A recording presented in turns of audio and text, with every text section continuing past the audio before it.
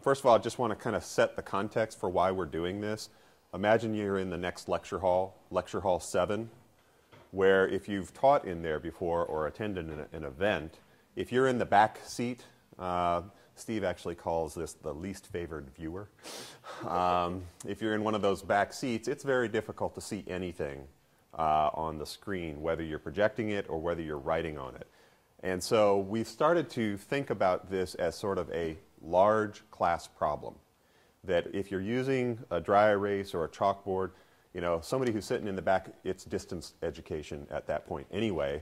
So how can we figure out how to project what we're doing live and then maybe possibly even capture for later display on a Blackboard course site? So what we've done is sort of assembled a number of things that we're going to be taking a look at.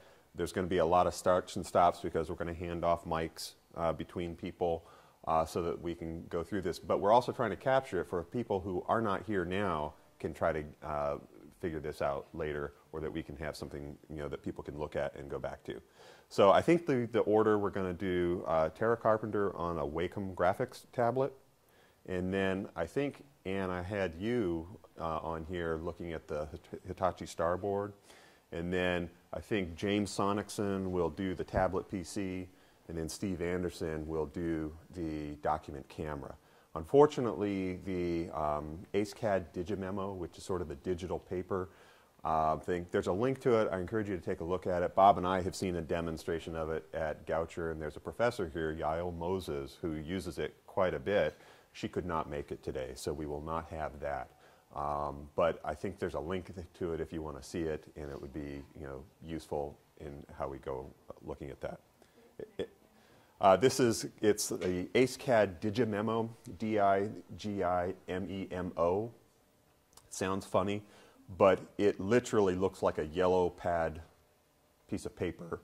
It has a little USB device that connects to any kind of computer. It is for PC only, okay? And then what you write on will be projected, but it'll also be captured, okay?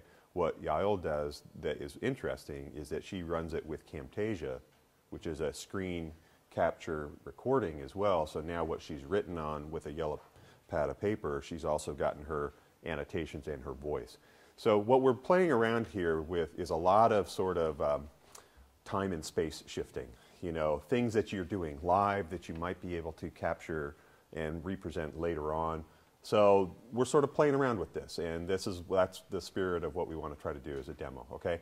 I'm going to hand off to Tara, but I do have the sign-up sheet. If you could, either just put a check mark next to your name or add your name to it, okay? And so I'll hand off to Tara right now. Well, we need to capture it for the archive. Yeah, you can just either hold that or set it down. You're going to be there. Although I tend to walk and talk Oh, with my okay. hand, so I'm gonna attach it. Yeah. Okay. Okay, so I'm just going to give you a 2-minute background on what got me to using this in the first place. So if you don't know, I teach Chem 101 and Chem 102 in Lecture Hall 2. So I use PowerPoint, and when I started teaching, so all the problem solving I did in PowerPoint, and Blue Sheets told me that was not favorable because I was like key happy and just went too fast through the steps of the solving, and they couldn't keep up, and it was not going well. So I went from that to using the document camera. I don't use the chalkboard for 2 reasons. One, I don't like chalk, and 2, the people in the top of Lecture Hall 2 can't really see it. So, so I was using the document camera, but it was, one, it seemed like a waste of paper because of the amount of problem solving I did, and 2, I was annoyed with switching between the programs of PowerPoint and the document camera because I would stop and do problems in the middle of the lecture, and so I kept having to go back and forth. So then came along this solution. So I'm just going to sort of show you how I use it, and then I can answer any questions that you have. So basically, it's not finding it. There we go. All right, so so the way I use it is because I'm using PowerPoint. I actually put the problems within my slides, so just ignore the chemistry, and that way the problem's already there, and I give them my PowerPoint slides, so they actually already have the problem too. And so basically I just go forward with solving the problem on the PowerPoint slide. And so I use clickers too. So I polled them last semester when I started using this to see if they liked it. And the consensus was, yes, keep using this because it slowed me down, and so they could keep up. Because you're used to watching while you write. So like when you write on a piece of paper, you're watching yourself write. Well, when you're writing on the tablet, you don't see anything on the tablet. So you have to look at the screen and write. So it's kind of a weird thing to get used to. And I'm used to it now, but I still go slower than if I was, writing on a piece of paper or on the board. And so it's, I mean, you could try it, I'm sure, when we're done here, but basically where the little pen is where your writing's going to be. So it's not too bad it's just a little bit of an adjustment. And then, like I said, I also, okay, well, I'll tell you about functionality while I go through this. So when I'm done solving a problem, you can save the image. So to move on to the next slide, you basically have to say, okay, I'm done with this image, and then yes or no whether you want to save it. It literally saves it as an image file, and the way I've seen it, because I don't save the images, is it saves each one as a separate file. And I suppose if you wanted to post it on Blackboard, you'd have to sort of consolidate that into, like a PowerPoint or something. And so if you said you didn't want to save it and you moved on to the next slide and then somebody had a question, you'd have to go from memory and their notes because it would be gone. If you do save it, you'd have to exit out of PowerPoint and go and find that image if you wanted to open it back up. So like I said, I do clickers. So even if I do a clicker question and I want to then solve within the clicker question, I can do the same thing and, solve the problem on the slide. And so I just really like it because I can just stay in PowerPoint. I can write, even if I had a picture or a graph or something up here, you can write over top of whatever is on that slide. So I really like it. And like I said, the students really like it. So I guess the only limitation is you can only write as much as the screen is. So for example, some problems that we do are really, really, really lengthy. And so I find that, I solve, and I get down here and I'm not done yet. So I have to go back up, and it does have an eraser. So I have to go back up here and erase what I did on the top and keep going that way. If I have a whole day where I know that I'm going to be doing long problems, then I'll just go to the document camera because of that little bit of an annoyance. But the benefits to me far outweigh that little thing. So there's another option you can do. If you do save that image and go on to the next, you can page back and forth as you're going along. So if you save that. Oh yeah, we did see that. Yeah. So there's a possibility of going very far, and then if somebody wants to go back to the earlier part of that rather than erasing it, you can just save. Yeah. So yeah, but you have to save the image. That's the key there, and I don't. So I tell them that if they have questions, they better ask them, because when I move on, the slide is gone. So do you have any questions about functionality? Any other, you can see a problem coming up or whatever? Mostly just. Yeah, I just take the tablet with me, and it takes, a minute to set it up, and, I think it's better than the other options, and like I said, the students like it for problem solving because it slows me down and they can actually follow what I'm doing. Can you just write something? Yep, so the pen's pretty. There's a little bit of a learning curve, definitely, with Yeah, and this. this, That's why I don't slows you down just normally, a little bit, but I don't normally use it being that thick. Yeah, I normally use it being. Kara uses it the most so far. So my writing is a little less legible than when I write on paper, but no one's complained, so I think it is legible. Even when I first started using it, no one said anything, so I think it was legible. There is, like Steve said, there is a little bit of a learning curve, but I mean, you get used to it. You get used to looking at the screen instead of your hand while you write pretty quickly. But, oh yeah. So this is the tablet. Oh, probably not good for that. Another advantage to this is that it is actually mobile when it's fully charged.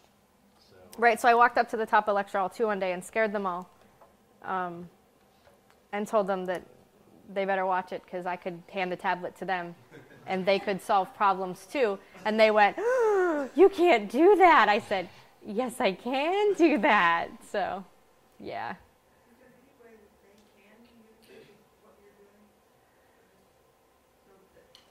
If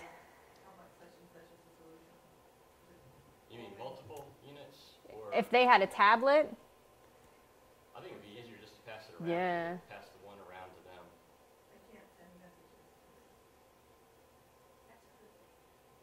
Yeah, really.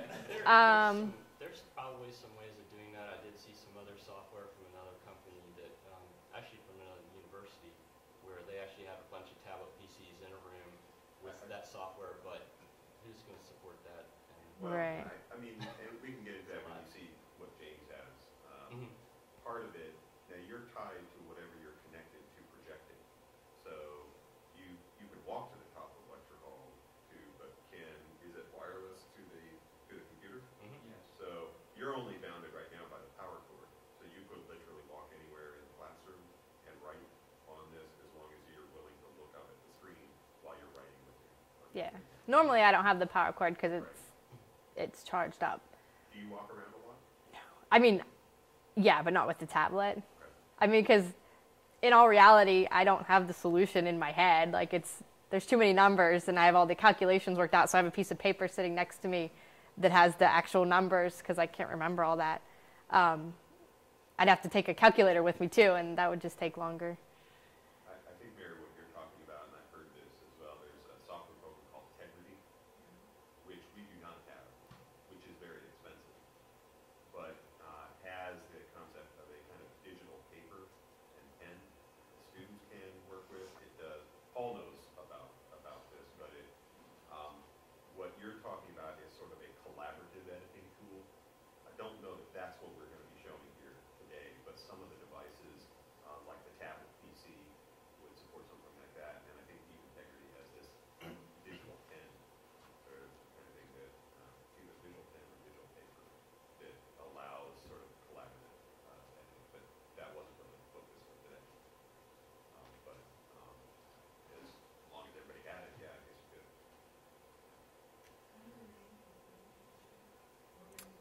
It's a Wacom tablet, Wacom, W-A-C-O-M, and It's actually on the board Yeah. for the event, so you can find the link there.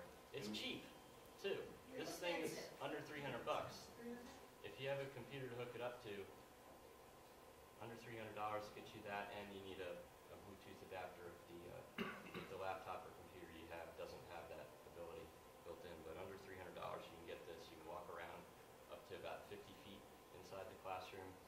You seem to have actually gotten a little. yeah. So when I got to the top of the lecture hall too, it was finicky.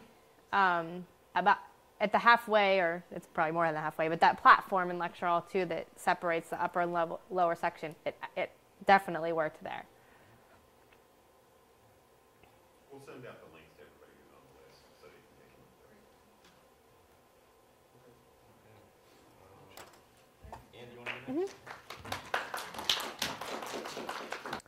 Okay, so usually what I do, I teach statics in mechanical engineering, so it's a second semester freshman year course that is having a wonderful attendance this year. We just discovered that Eric Anderson is teaching Physics 121 at 8. I have statics at 9, and then Tara gets the lovely darlings at 10. So by the time they hit her, they're kind of But so I teach from Blackboard. I put all my lectures on PowerPoint. So what we do is I come in, I actually teach next door in lecture hall 7, and it is a big challenge for those guys sitting in the back. I knew that the whiteboard thing was not going to be working. I had the same complaints from students that when I put solutions up, I am click happy. I just kind of move right through them. I don't know why they can't keep up. It's not my fault.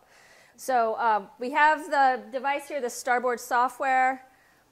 You simply bring that up, and then this little toolbar down here is going to appear. So then I go ahead into my PowerPoint, and I've just pulled it up. I've loaded on the desktop, and I'm going to go ahead and view my slideshow here. So I click through some of the things. I use this a lot to annotate what's going on in the slides. Let's see if I can get to a good one here. We talk a lot about free body diagrams and things like that. I may not have picked a good slide for today. For example, so here, if I want to really talk about I pull up my palette. I can choose how I want to draw. Maybe I'm going to use this device today. And then what I can do here is I'm using my pen, and I just draw right here on top of the screen. So I'm just drawing right on top of the monitor here, and I can do any kind of annotating I want. If I want to change colors, do something like this, I can annotate right there. The thing that I've discovered with the students is I was writing too small. They complained about that even using this projector, I had to make sure that all I was using was maybe 4 or 5 lines worth of writing in order for them to be able to see what was going on. You can also, while you're doing this, if you need to, so I'm switching back over here to the mouse so I can click through my slides. Let me see if I can get to a good one here.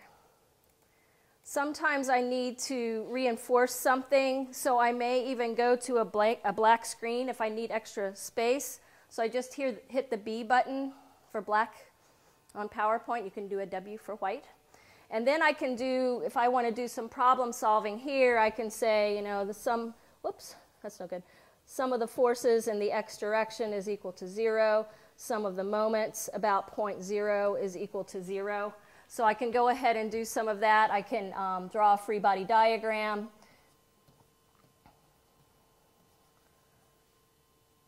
That's a fixed point. Put a load on here, and then do some calculations based on that. Now, I haven't used the save tool either, but I know you can do that. And I think when you're exiting, you have the option of saving this, and it'll save it to a file that you can then upload to Blackboard and use. I've just kind of been using it more as being able to solve some problems independently, setting it up, putting the project statement or the problem statement up there, and then being able to go ahead and solve it through with the students like that. So that's kind of it. Do you want to make some more comments, Steve, about other capability? Yeah, actually, in this particular software, if you don't change anything right now, if you just leave it where it is, don't erase anything more.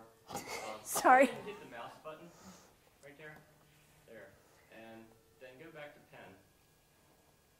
And now look over there at the previous button, and you're going to actually be able to show everything that you already did up to this point. Just move over to your right a bit on that toolbar until you see the previous. Oh, right, here? There, yeah.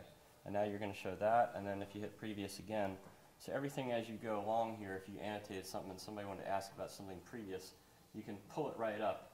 This one doesn't prompt you to actually have to save everything until the end. Right. So It's when it's a you're nice exiting. feature. Right. I guess the problem here is that this is tied to this lecture hall and to lecture hall 7. It's a really nice software. Everything that Ann's writing on here actually appears right underneath the pen, and of course you can put flowers, icons. There's a sad face that I put up sometimes when they get it wrong. And there is an ability in this to actually go into a different mode, the whiteboard mode on here, where if you wanted to do a lot of graph work and actually do it all by hand, you could actually pull up templates and have anything underneath it that you want. There's no music people in the room, but there's actually music staff templates underneath, so you could actually annotate with that. Both of these two technologies would also be very good for conference room, where you want to do brainstorming, but you want to keep all that stuff. And if you're doing it on a marker board in there, it's hard to have someone keep track of all that, whereas if you're doing it with this, then you've got all the information stored for you, so when you're generating the notes of the meeting later on, it's very easy to do so because you have it all there, and you don't run out of space. I notice the palette kind of menus are up here all the time. Do you keep them up there like that all the time? I do. Mm-hmm. I do. And you can move the palette wherever you want, change the preferences at how many of the buttons that you want to appear. Can it disappear and still operate in the way that you want to? Yeah, I think so. I haven't tried that. Just click on palette. Well, let's just see if I can just push it off to the side so you can just bring it back if you want. I think if you click on palette, Steve, it goes away. Just click on palette. Yeah. So the palette's just bringing up that tool so you can go ahead and switch to a different color. But You you need this icon, you need this set of menu items that you're in right now.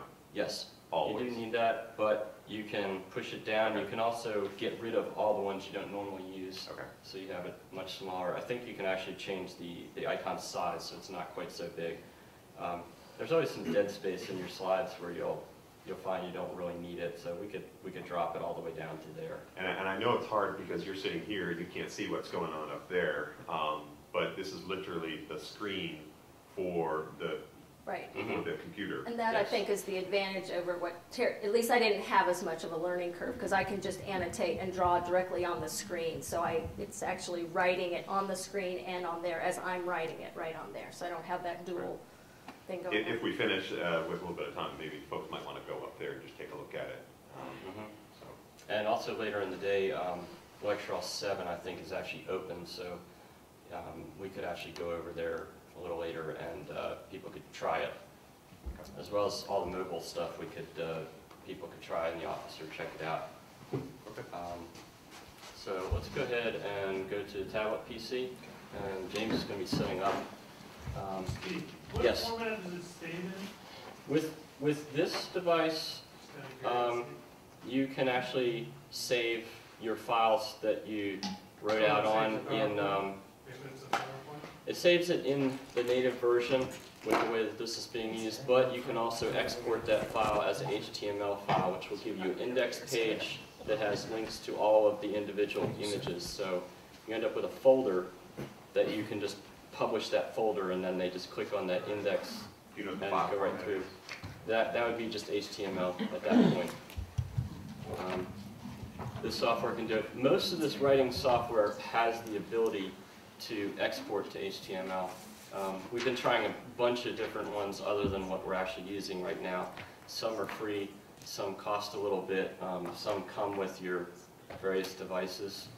James is setting up the tablet PC, which we have available for people to check out and try out. So if you want to try this out, see if it works for you, you can have it for at least a couple days or over a full weekend or whatever. It's not in a whole lot of demand yet, so definitely if you're thinking about getting one of these, it's best to go ahead and borrow ours and try it out for a while so you know that it's really for you. But it's nice because it's mobile. You can take it anywhere and practice, whereas StarBoard, it has a fairly short learning curve, but it's stuck here and there. This Wacom tablet is something, of course, that you could take anywhere with you, and it's cheap. They all have their pros and cons. They do. Right, James? Okay, yeah, no problem. This is the actual tablet PC. It's a little thicker than it normally is. I have a docking station on. It would probably take off about an inch or so if you didn't have this particular docking station on with it. It's really, the screen is a little smaller, but it's very lightweight without the docking station. So you'd be limited only by the VGA cord in this case. I'm going to be giving a presentation on annotation using a tablet PC. It's going to be a little two-part presentation. The first part will be a PowerPoint demonstration. And the second will be demonstrating software called Pointer. It's from Geneva Logic. And I will start off with the PowerPoint. Just opening up a pre-made PowerPoint I have. Okay. Just a little background on this particular tablet PC. You saw the dimensions of it when I held it up. This is a Lenovo dual-core 1.6 gigahertz Intel processor. It's got 1 gigabyte of RAM. I'm using the version of Office 2003 in this particular case. And the operating system is Windows Vista Business. So, get to my slide. This would be for more of the faculty that use formula solving in their class. I have a part of a formula set up. And if you notice in the bottom left-hand corner, I don't know if you guys will be able to see it very well, there's some transparent icons that come up. And the second one to the left that you probably never even noticed until I brought up, if you click on it, it brings up some options. It gives you a ballpoint pen, a felt tip pen, a highlighter, and it lets you choose what kind of ink colors you want. I'm just going to pick a blue, and I'm going to just annotate on top of the slide. And I've obviously made a mistake in this formula. It's okay. In this particular tablet PC, you can use the back of the stylus as an eraser. So you can just get rid of any mistakes you have. You can solve the formula. And if you put a lot of junk on here that is completely wrong, you have the option to erase all the ink on the slide and then just advance forward. So go to the next slide. If you're just doing formulas from start, you can just go in right away. You can insert blank slides on the go if you need to. +3 = 10. And you have, it's fairly legible from this distance. And once again, we talked about graph paper that wasn't available in the StarBoard software. I just downloaded this and put it as the background image. You can have XY axis already set up. You can just give a little demonstration real quick impromptu graphs. And now for the best part. It's free. The OBC already has the licensing for Office 2003. So if you get a tablet PC or anything another kind of tablet to draw on, you can just load this on there and annotate. You can even annotate with your mouse if you get handy with that. So if you already have a laptop, you don't want to use a tablet PC, you can use that. And when you end your show, it can give you the option to save or discard these annotations that you made. In this case, I'm just going to discard, but if you save them, it actually lets you go back and fix any of these problems you had. You can just write on it and even get rid of any information you don't feel is pertinent to the particular thing. Show us how you're writing on that. It's just right on the screen, just like the StarBoard. Okay. If I can do this without dropping it, Steve, you're witnessing. It's so much for the loaner. Yeah, exactly. It's in the PowerPoint. It's very responsive, and I find it's really no learning curve at all. It's been, I think, the better choice of the two, but I will demonstrate also this other software I found. And we do not want to save changes. The second software is Pointer. It's from Geneva Logic, I mentioned before. This particular software costs $49. It has a Mac and PC version. I don't think the Macintosh actually have a tablet PC in their lineup as of yet. You'd have to use another tablet, such as the Wacom, if you wanted to use this for the Macintosh. But the option is there. Okay, I'll open this guy up. This Pointer software, I have 19 days left on my trial. It comes with a 30-day trial if you would be interested in something like this, so you don't immediately have to purchase it. There is some limited functionality, but not much. And I'm going to bring up just an internet web browser. I feel that this would be the option for somebody who would maybe teach off of their web pages. So they'd want to maybe just on the fly have to annotate onto something just to emphasize a point. So in this case, I'm going to give an example of this x = 3 from back in the comp sci days. Make a little square. Bring a pen. We'll do x = 3 is an int type, 4 bytes. I made it a little thicker. You can make it smaller, and you can change the pen colors. I can't do that in this particular trial, but that's life, unless you want to buy the software. You can save a screen capture if you wanted to. It has the option to give you full screen capture. It takes just a second to bring up. You can see in the preview, it comes up in the left-hand side. I'll just minimize this guy, and I'll annotate a little bit more. And I will save it again. The erase functionality is very similar to StarBoard. It doesn't have, you can't use the back of the stylus in this case. I can erase everything off if I wanted to, if the screen, just bring it back to blank screen. But and I will have an option in the snap function to export to HTML if you did want to save these annotations that you made. I'm just going to name this test 4, save that, exit out of this We don't need to save the snapshots. We already exported it. And I will close the pointer software.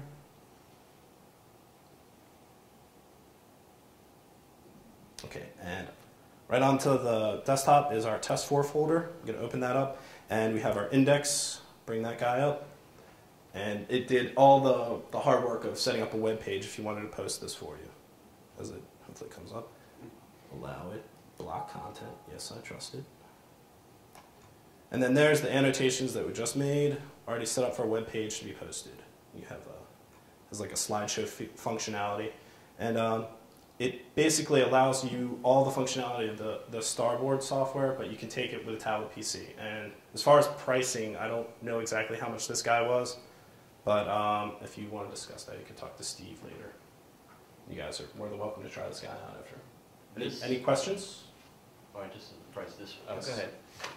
How about the Microsoft OneNote or Microsoft Journal? I actually use those a little bit. I found that if you wanted to annotate on top of any screen, you actually had to do a screen capture, then take it into OneNote, then write on top of it. I feel like that could be problematic for certain people if they're trying to do things a little faster. But it does come with it. The software is $50. I mean, if you're going to invest in a tablet PC, I mean, OneNote is what I use, and for anybody with my input here, is that if you are not annotating, but you're writing from scratch, then you want something much more powerful than these things here. And some of that OneNote keeps track of you with all the tabs and the folders, on an entire semester's worth of lectures, where each lecture is on a tab and my folder. Annotate on top of that. New folder for the time. So that is, if you're writing from scratch, which is what I do. And then you can export that in PDF and post that again when you want to post it. It's absolutely for you. I'm just pulling up an example from Matthias, who's been a tablet PC user for a while now. Okay. This one you're done, you flip it, it'll flip back. Software, but then it's able to print to PDF. Could you convert it to a PDF? It's called printing.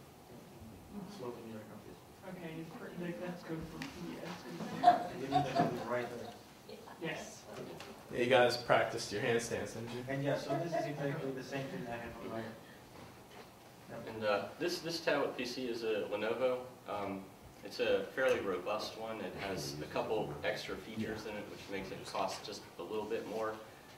It's easy to orient the screen whichever way you want it to be, and also it has the ability to sense when it's starting to have some shock, so it parks the hard drive so that you don't lose data if it accidentally dropped just a little bit on the table. It was about $2,000. My inclination at this point is that Vista makes these things run really slow. This one is a demo unit. The one that should replace this one that we're getting back in the office soon, whenever they ship it, is going to have XP on it. I've heard good things about Fujitsu tablets. I'm not sure which version you have. Toshiba, yeah, and you like that? It's heavy because I got the largest possible screen. If you want to write on the screen, it seems to me I want the large screen. Sure. Actually writing right. And 2,000 was the yeah. one as well. This one's only like a 12.1-inch screen. And John, do you have? I just wanted to show this is I've shown this in some other people's, but this is an example from Matthias's use of the tablet PC.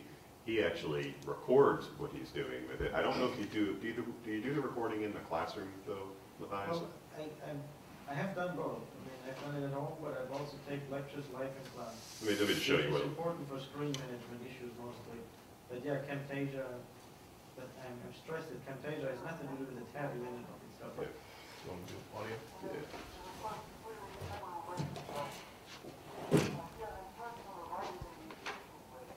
It's okay. They'll get the idea. There is audio with this.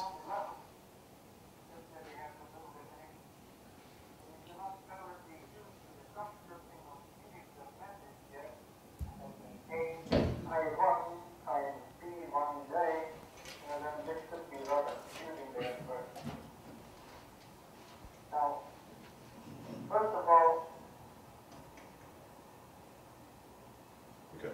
So you get the idea. I mean, he's combined the ability to write with software that'll record both the motion and the sound. Now, that could be tough to be thinking about what the needs are of the class that you're teaching and then also to capture. So that's where you either need an assistant or a really finely honed left and right brain, but I just wanted you to see an example of how he uses it as well. Okay? So. Any other questions? Definitely come by the office and borrow it, huh? There's some tablets in public schools or we're kind of using it, but about $700 or $800, but they must not have as much. They're probably subsidized. I can't think of a tablet PC that you're going to get at that price. Yeah. Like Steve said, I definitely run XP, especially if you don't need any of the functionality of this stuff. It seems that tablet PCs already have a higher markup, and to get functionality out, you're going to have to dole out some serious money. All right, should we go to the Dr. McKim? Yeah. Let's jump right into low tech.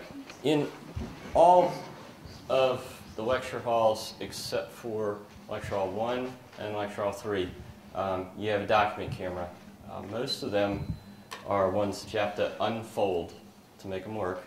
So that's something that you'll want to learn just a little bit ahead of time. But the advantage is that this thing's always here, and it requires zero preparation on your part. So if you're coming to class and you have something to show that is not something you want to pass around or just impractical because of the size of the class or the size of the object, it's very small, then go ahead and just pull out the document camera. Even if you're doing all this other stuff, you have something to show or something that you want to write. So I'm going to go ahead and put that up on the screen here.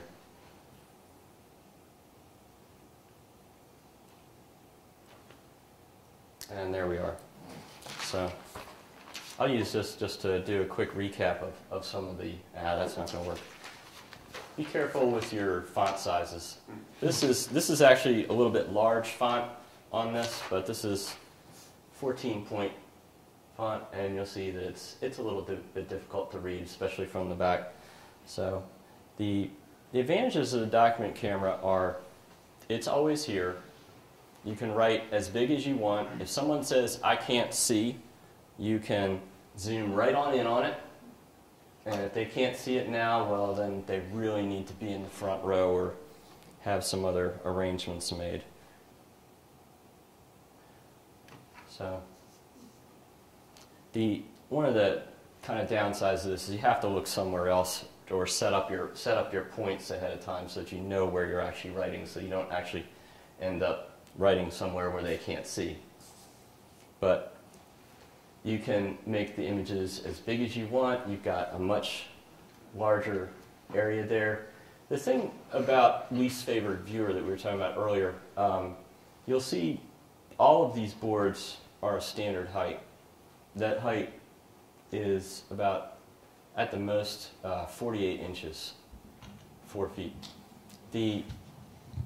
Going from the guidelines for data, being able to display data in a room, that would mean that the furthest that anyone should be from a standard height marker board or chalkboard would be 24 feet, 6 times the height. So 24 feet, even in this room, is not back that far. It's probably about the middle of the room. If you were to do this next door in lecture hall 7, you would barely get past the front row. People are really going to have a lot of problems, and a lot of you are probably at the university retreat or have been there in past years, and everybody says can't see. Well, that's the same sort of thing. It's just not tall enough. So the document camera is here. You can do anything you want with it. You can bring in three-dimensional objects to show to people. If you have something that you need to show, let's say you even brought your cell phone and you wanted to show something about that on there. You could put it right on there and you guys can see my dog. But you have an electronic device that you want to show people. You could put it right onto here and display it and not go into all kinds of fancy things like taking pictures of it, pasting them into PowerPoint. This is more of an adjunct sort of thing to use. The other thing I see it for is for people who really just don't have time to time or inclination really to learn other sorts of electronic writing, this is always here. It has some advantages also over the overhead transparency because you can bring any piece of paper that you have, put it down there, write. You can increase the size of whatever you're writing, and optically it's better.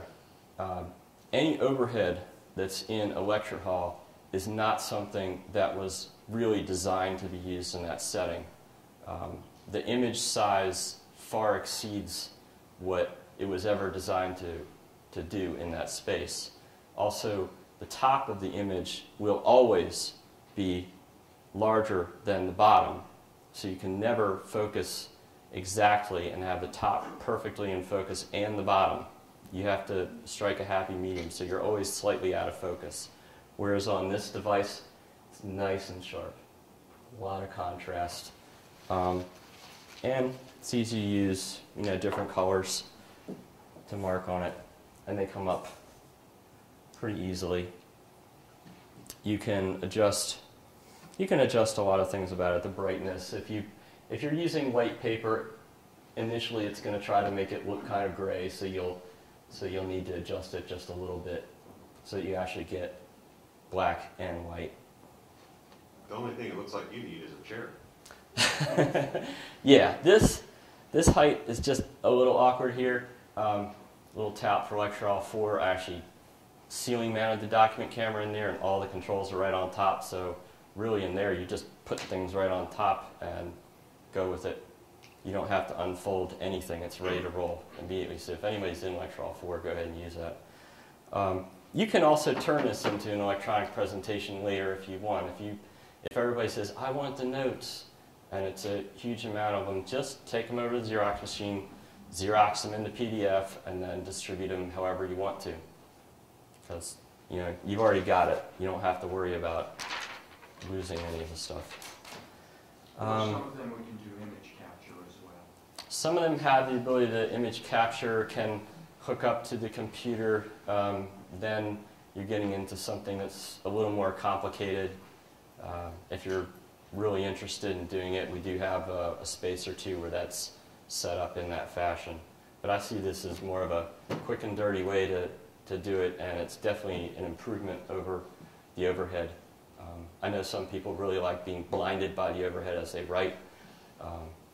I just can't picture why that would be, but I think that's about all I really want to say about the document camera. Just to kind of give a quick recap on the devices. The StarBoard, where you write and the image appears directly underneath the pen, that's here in Lecture Hall 8 and in Lecture Hall 7. The variation on that, where it's very mobile, the Wacom tablet, is something that I've got one that I can lend out. Tara has one that she's using because she uses it regularly back and back for 3 classes in a row, and probably others who use it in the department. It's more of a pilot thing. So that's something that is very cheap to get, and if you can get the hang of looking here and writing there, it's kind of similar to when you first started using a mouse, really. And I may be running out of time. Any questions? Yeah. Do anybody want to go up and see?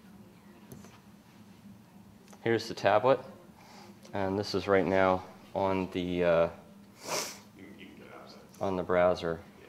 Yeah. There we go.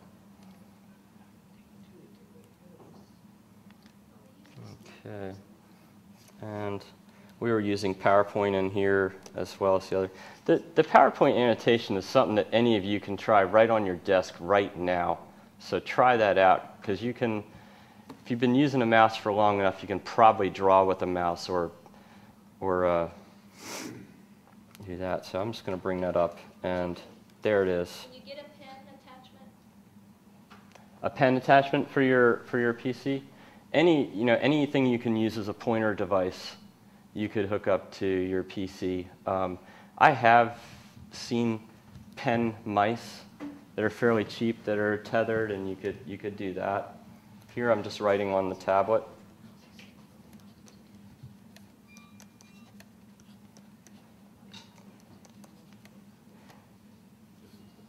this is, whoops.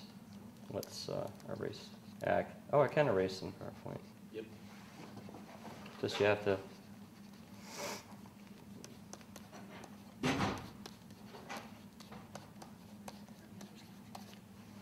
Let's show the Wacom real quick. Okay. Give a shot of that. You just interacting with it. Yes. Good. Just even if you're just, even if it's just for play. Just. The thing you want to do is just get your hands on one of these devices. We've got them. I have the summer schedule, I just don't remember. You're usually focused with your eyes and pen right up there. You can't do that. So you're writing here, but looking up here while you write. I find that Like knitting while you're watching TV. Like knitting while you're watching TV. She already has a skill now. Then you're one of those multitaskers. Who wants to check out the Thanks, sir.